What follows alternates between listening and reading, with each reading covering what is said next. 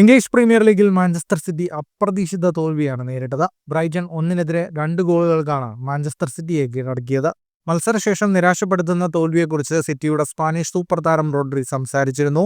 ഇതിഹാസ താരം ലയണൽ മെസ്സിയെ പോലെ ഒറ്റയ്ക്ക് മത്സരങ്ങൾ വിജയിപ്പിക്കാൻ തനിക്ക് സാധിക്കില്ലെന്നാണ് റോഡ്രി പറഞ്ഞത്. തിരിച്ചു വന്ന് ടീമിനെ വിജയിപ്പിക്കാൻ ഞാൻ മെസ്സിയല്ല, ഇതൊരു കൂട്ടായ പ്രവർത്തനത്തിലൂടെ സാധിക്കുന്നതാണ്.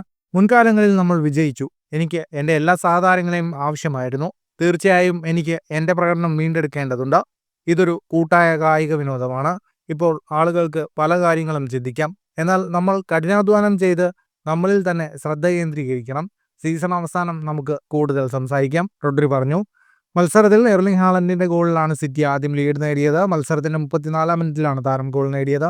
മത്സരത്തിന്റെ രണ്ടാം പകുതിയിൽ ഹോം ടീം ഇരട്ട ഗോളുകൾ നേടി വിജയം സ്വന്തമാക്കുകയായിരുന്നു. ജെയിംസ് മിൽനർ, ഗ്രൂഡ എന്നിവരാണ് ബ്രൈറ്റനായി ഗോളുകൾ നേടിയത്. മത്സരത്തിൽ 64% ബോൾ പൊസിഷൻ ഇരിക്കെ മാഞ്ചസ്റ്റർ സിറ്റി 12 ഷോട്ടുകളാണ് തൊടുത്തത്. ഇതിൽ 3 ഷോട്ടുകളാണ് ഓൺ ടാർഗറ്റിലേക്ക് എത്തിയത്.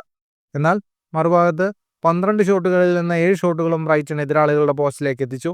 നിലവിൽ ഇംഗ്ലീഷ് പ്രീമിയർ ലീഗ് പോയിന്റ് പട്ടികയിൽ 3 മത്സരങ്ങളിൽ നിന്ന് 1 വിജയവും 2 തോൽവിയുമായി 3 പോയിന്റോടെ 13-ാം സ്ഥാനത്താണ് പെപ് ഗാർഡിയോളയുടെ ടീം. സെപ്റ്റംബർ 14-ന് മാഞ്ചസ്റ്റർ യുണൈറ്റഡിനെതിരായാണ് സിറ്റിയുടെ അടുത്ത മത്സരം. ഫുട്ബോൾ ലോകത്തെ കൂടുതൽ വാർത്തകൾക്കും വിശേഷങ്ങൾക്കുമായി സ്പോർട്സ് കഫേ സബ്സ്ക്രൈബ് ചെയ്യുക.